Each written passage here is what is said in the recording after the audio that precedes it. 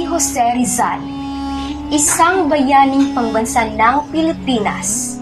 Isinulat niya ang mga makabuluhang akda tulad ng Noli Me Tangere at El Filibusterismo. At sa kanyang mga pinuntahang bansa, ginamit niya ang talento para sa kalayaan ng bayan.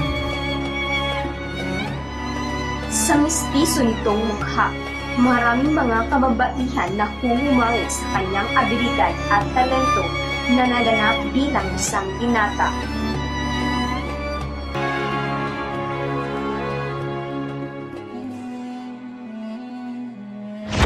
Ngunit, ang kanyang mga isinulat ay dahilan ng kanyang kamatayan.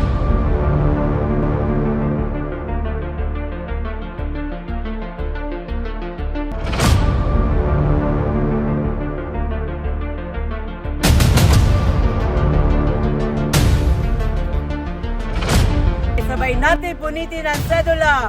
Punitin ang sedula! Tugurin natin sila!